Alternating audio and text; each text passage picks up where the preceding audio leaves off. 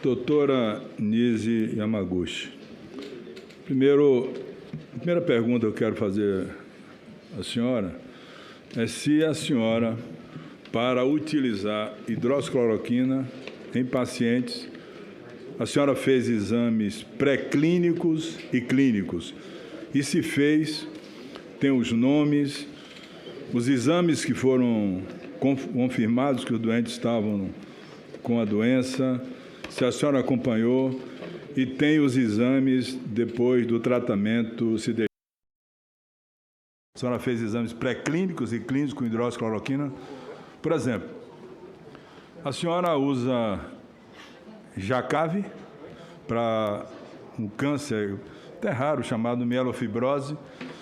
E se a senhora usou, a senhora fez e acompanhou exames pré-clínicos, ou seja, para oncologia, a senhora usa exames pré-clínicos e clínicos, e para o caso de Covid não usa. Se a senhora usou e fez os exames pré-clínicos, eu quero conhecer todos os nomes que a senhora fez os exames pré-clínicos, in vitro, ou em camundongo, e as 4 fases do exame clínico da hidroxicloroquina em pacientes. A hidroxicloroquina tem sido utilizada há mais de 80 anos, sem necessidade de para exames outras doenças, minha senhora. Para outras doenças, não para a Covid-19. Usada para malária, para lúpus, para artrite reumatoide. O que a senhora usa, por exemplo, o Jacave para mielofibrose? A senhora testou? A senhora leu os exames pré-clínicos? Deve ter lido. E clínico para usar, e a senhora é oncologista. Agora, se vem me dizer que é uma droga usada há tanto tempo, sem fazer exames pré-clínicos e clínicos, não é correto. A senhora está errada. A senhora apostou numa droga que podia dar certo ou não. Essa é a grande realidade. E a ciência, doutora, por mais que a senhora seja formada e tenha curso, não admite isso. E se apostar no escuro, querer testar uma droga para ver se dá certo ou dá errado. Bom, se a senhora me fornecer os dados todos do paciente, a senhora falou há pouco, 300 e tantos pacientes, com nome, com o diagnóstico de certeza que estava com Covid, o tratamento e as sequelas que ficaram, com os exames de laboratório, a senhora fez o dedímero, a senhora fez dedímero dos seus pacientes?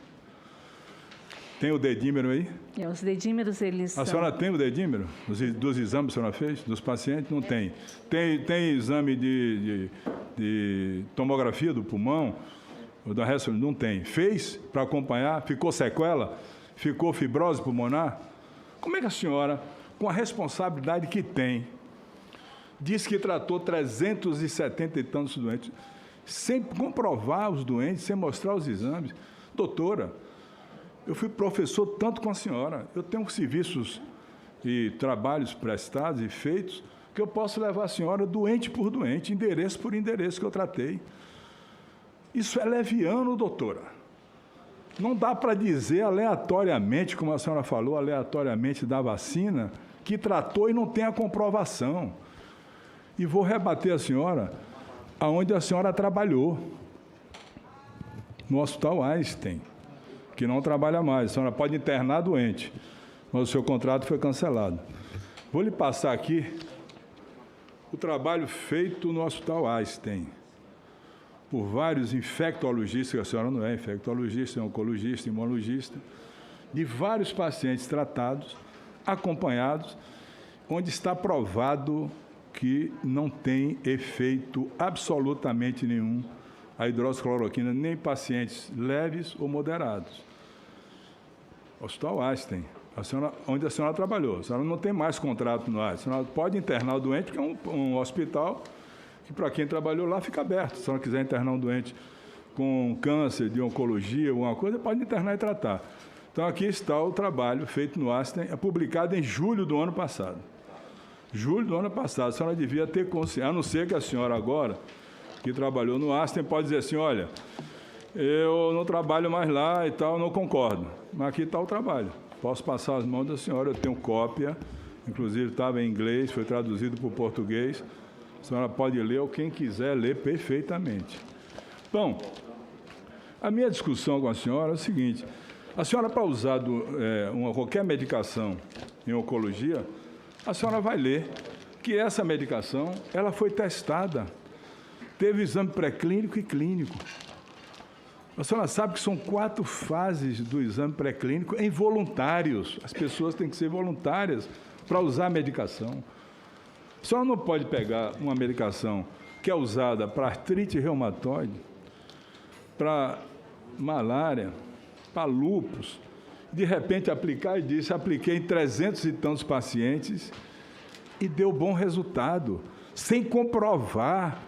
Isso, do ponto de vista científico, não é honesto, doutora Lise Yamaguchi. É uma coisa que eu jamais faria isso. Na posição, no currículo de Vossa Senhoria, eu jamais faria isso. Porque eu não tinha como comprovar essa situação. Portanto, é fundamental que se façam os exames todos para comprovar como foi a evolução do paciente com a medicação, o que aconteceu do ponto de vista farmacológico, farmodinâmico, farmocinético, como a droga se desenvolveu dentro do organismo do paciente e quais os efeitos da droga. Bom, se o advogado vai ficar ensinando, o senhor também é médico? Deve ter feito um cursinho rápido também para ajudar a doutora. Então, o que eu quero saber da senhora é que a senhora me apresente o trabalho da senhora, com o endereço dos pacientes para checar CPF, onde mora, aonde não mora, porque o trabalho aqui do Hospital Einstein é completo e conclui que não tem eficácia nem para casos leves, nem para moderados. O hospital que a senhora trabalhou e não trabalha mais, a senhora pode internar, mas o seu contrato foi cancelado lá no Hospital Einstein. Eu peguei, estava em inglês, traduzi para português e posso lhe passar a hora que a senhora quiser. Mas esse é um caso que, na minha opinião, está claramente certo de que a hidroxicloroquina não funciona. Até porque a senhora deve saber, por exemplo, qual é a diferença entre um protozoário e um vírus. A senhora sabe? Qual é a diferença, doutora Anísia? Eu estou perguntando à senhora. A senhora sabe qual é a diferença entre um protozoário e um vírus? Pode dizer? Vou responder todas as suas perguntas. A senhora sabe dizer o que é a diferença entre um protozoário e um vírus? Presidente. Por favor, estou lhe perguntando. A hora está na hora de ele perguntar. Pela hora de o quê? Estou perguntando. Ele está perguntando à doutora Anísia para ela responder se ela sabe a diferença entre um protozoário e um vírus. Eu estou perguntando, diga do ponto de vista científico o que é um protozoário e o que é um vírus. Qual é a composição de um e de outro? A senhora sabe? Então, vamos começar pela discussão que o senhor colocou. Não, primeiro a senhora vai me responder agora o que é um protozoário e um vírus, por favor. Exatamente. Nós temos aqui uma... Sim, a senhora defina do ponto de vista orgânico do que é um protozoário e um vírus. Por favor. A senhora é médica formada, você elogiou tanto o currículo da senhora. Me diga, por favor, o que é um protozoário e o que é um vírus, diferença entre um e outro, só isso. Os protozoários são organismos celulares e os vírus são organismos que têm um conteúdo de DNA ou RNA. No caso do Covid, não, senhora, nós temos não, senhora, um caso... Não, senhora, tenha paciência. Sim, não é assim, não é bem assim, não é bem assim, não. Não é bem assim, não. O que eu quero dizer para o senhor... Não é bem assim, não. Não é bem assim, não. A senhora não é infectologista, se transformou de uma hora para outra, como muitos no Brasil se transformaram em infectologista, e não é assim. Os protozoários são organismos mono- ou unicelulares. E os vírus são organismos que têm uma proteção proteica, capsídeo e internamente o ácido nucleico. Completamente diferente do que a senhora falou aí. A senhora não soube explicar o que é o vírus. Vírus não são nem considerados seres vivos. Portanto, uma medicação para protozoário nunca cabe para vírus. Por exemplo, doutora, quando surgiu o H1N1, a gripe H1N1, a ciência foi atrás de um medicamento antiprotozoário ou antiviral? Me diga, responda. Não, foi um antiviral? Antiviral. Pois bem, não foi antiprotozoário.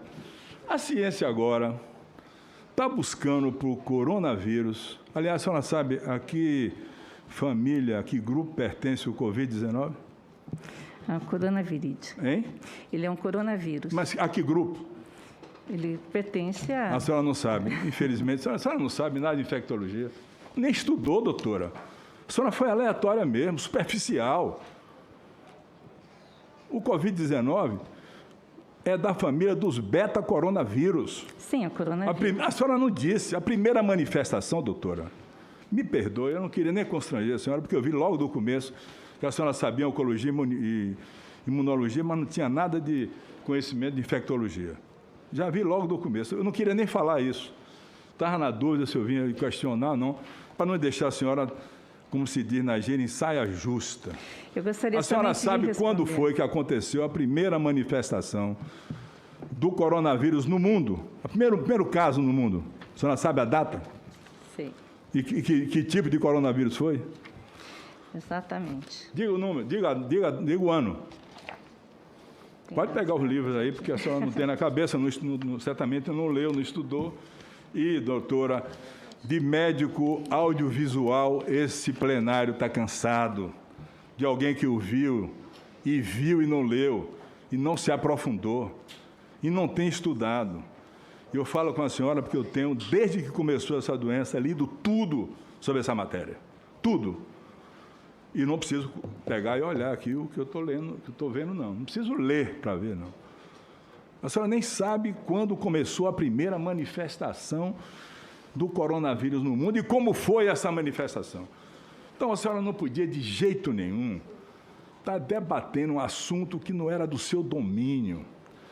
Isso não é honesto, doutor. A medicina, a ciência quer honestidade, quer verdade, integralidade, capacidade intelectual, científica, para dissertar a respeito de uma doença tão grave como essa, que muitos médicos e infectologistas ainda não dominam. Então, eu quero dizer à senhora não sabe quando foi que aconteceu a primeira manifestação e como aconteceu. A senhora sabe a data?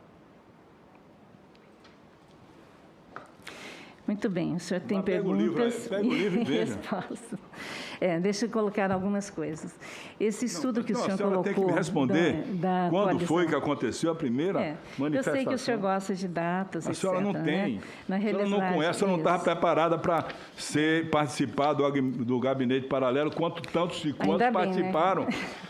Sobretudo curiosos, advogados, empresários, o Wizard, não sei o que lá, tanta gente aí. Uma arca de Noé tratando da ciência no Brasil, só que não tinha Noé na arca para conduzir a arca. Pois é, vou ensinar a senhora. A primeira manifestação do coronavírus no mundo foi em 1964. Se manifestava como gripezinha, resfriado que as crianças tinham, e depois logo passava. Depois, com a mutação virótica, o vírus tem muitas mutações, já está agora no P1, pode ter uma outra que venha, tem a mutação indiana. Depois disso, tem 7 tipos de coronavírus que dão doença pulmonar. A manifestação pulmonar, a pneumonia virótica, doutor. Doutor, eu estou falando com a senhora, presta atenção, por favor. Tem 7 tipos de grupos, alfa, beta. Tem o primeiro SARS-CoV, doutora, que aconteceu foi na região da China e Hong Kong. A senhora sabe que ano foi que aconteceu isso? Não sabe, eu vou ensinar. 2003. Primeira manifestação do SARS-CoV foi em 2003.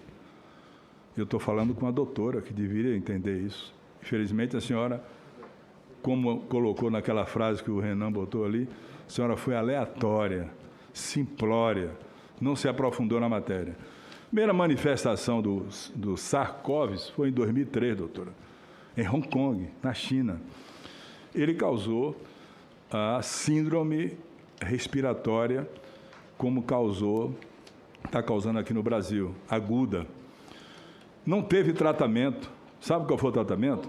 Isolamento, máscara, isolamento físico para as pessoas. Ninguém usou em 2003, em Hong Kong, pode pegar, entra na internet para aprender, e usou hidroxicloroquina. Nenhum medicamento, sabe por quê? Porque vírus não se evita com nenhum medicamento. os vírus, quando causa doença para a pessoa não ter a doença, só pode ser através de vacina, para dar imunidade à pessoa.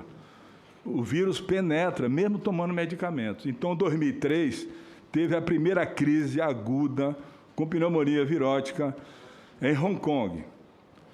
2003 e na China também.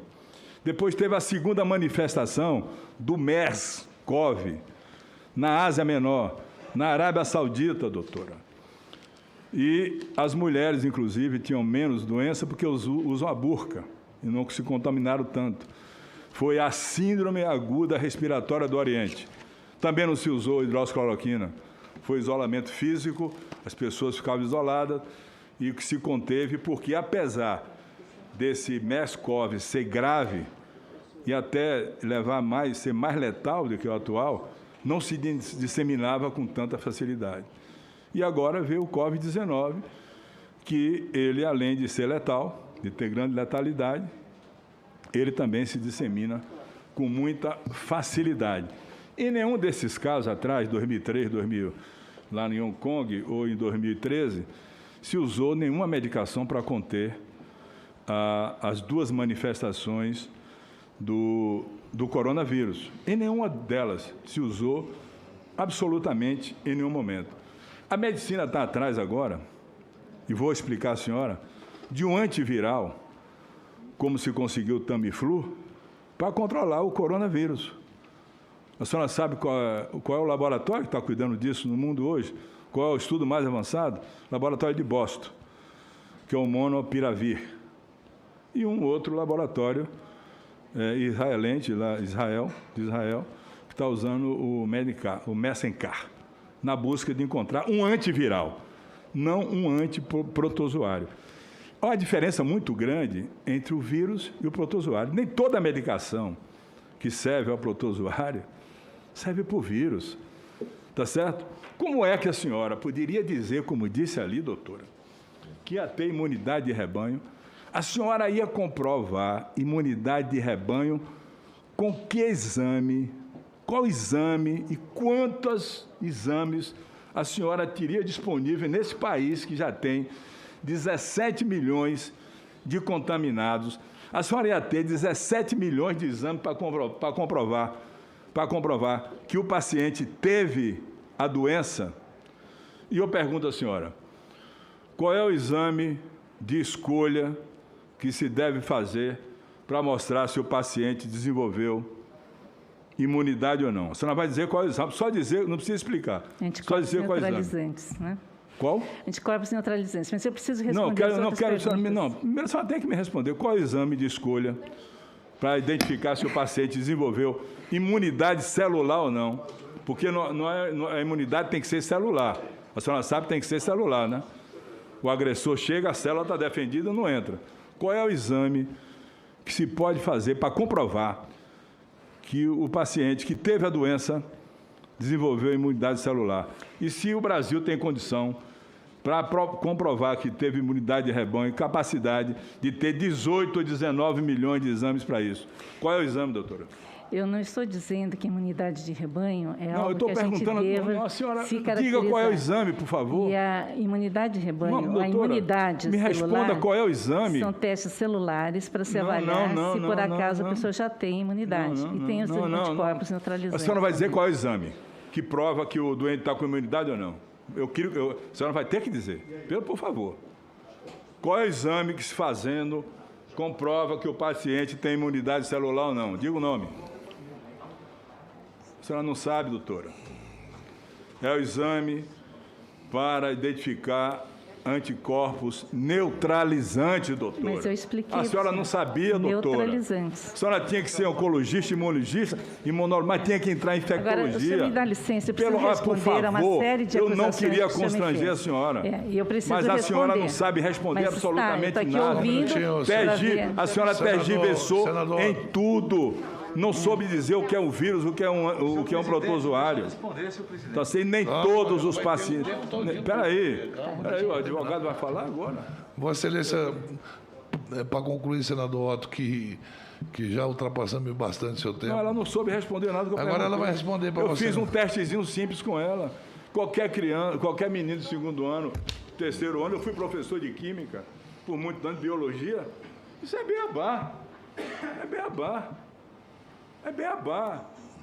A senhora não sabe, a senhora jogou no escuro assim, com um grupo de pessoas que não entendia absolutamente nada da doença, inclusive chamou o ministro Pazuello para um seminário. Meu Deus do céu, o que é que o Pazuello vai dizer no seminário? Ele não sabia por que chamava Covid-19. Eu perguntei, ele não sabia. Eu disse, é porque surgiu em 19. Não sabia, doutora. Brincadeira com a saúde do povo brasileiro. A senhora brincou com a saúde do povo brasileiro, falando em imunidade de rebanho, hidroxicloroquina, tratamento precoce, uma receita no Ministério da Saúde de forma institucional para as pessoas tomarem o remédio. Eu vou perguntar à senhora aqui também de novo. Fácil de responder. A pessoa tem arritmia. A senhora, para dar hidroxicloroquina, a senhora faz um eletrocardiograma? Faz? Sim. Faz um ecocardiograma? Sim. Como é que o Ministério da Saúde deixou a receita no site para o povo brasileiro todo tomar, doutora? A senhora sabia? Não só isso. A senhora sabia que a arritmia, aí a cardiologia a senhora não deve saber também.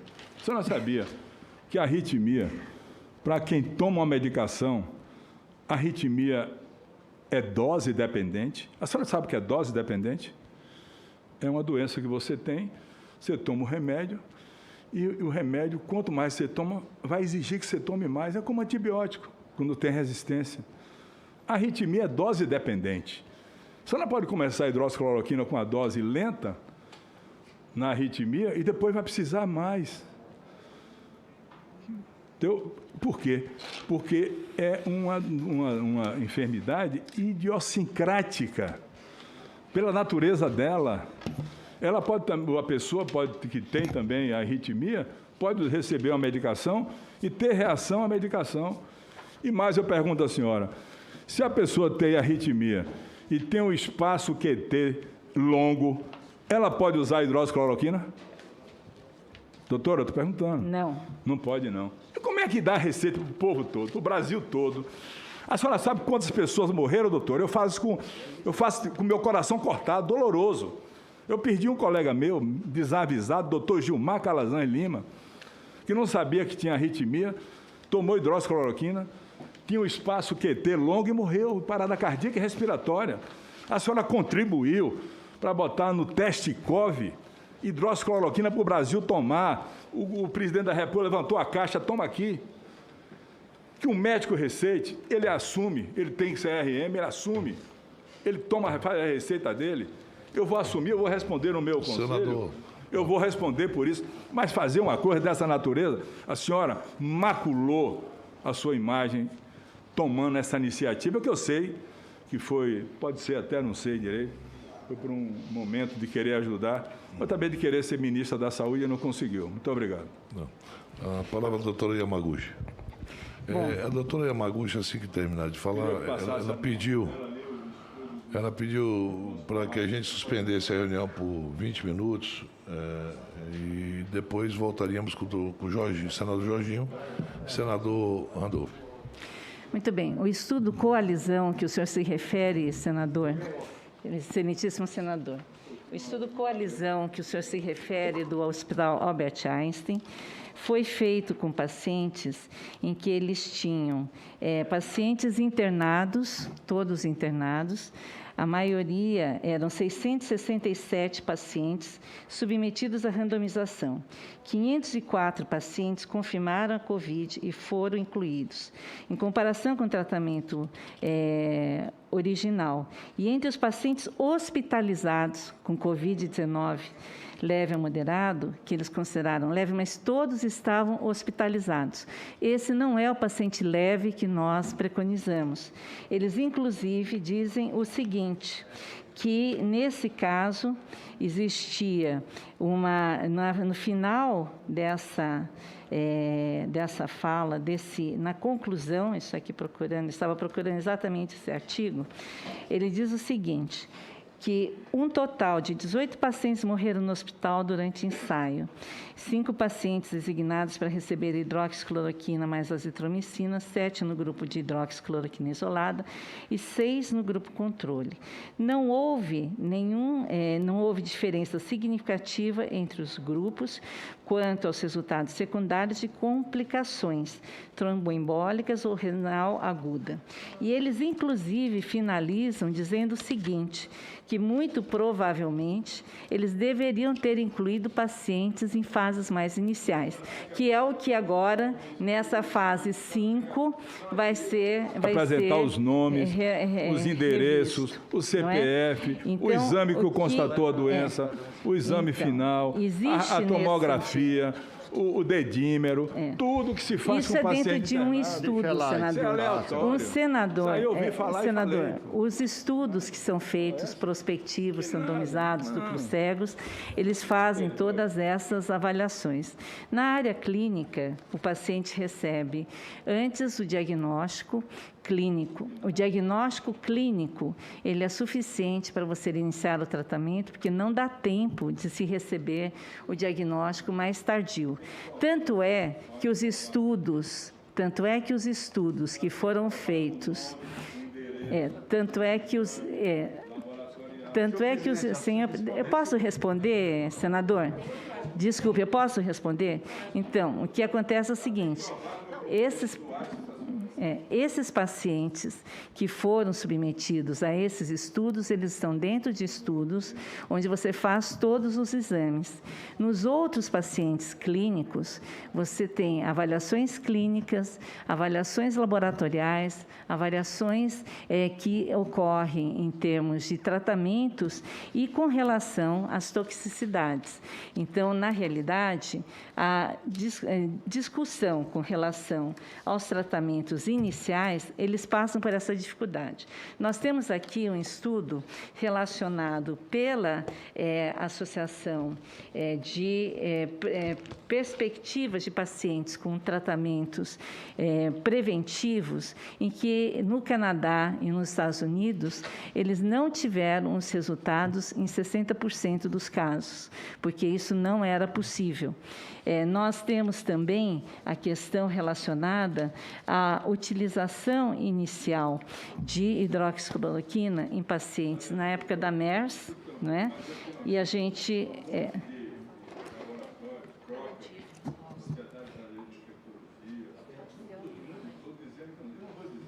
Eu não debati com a senhora nome de laboratório, eu debati com a senhora ciência, a senhora não soube responder. Isso. Eu posso botar aqui um mundo de laboratórios que é contra. A senhora conhece Crocane?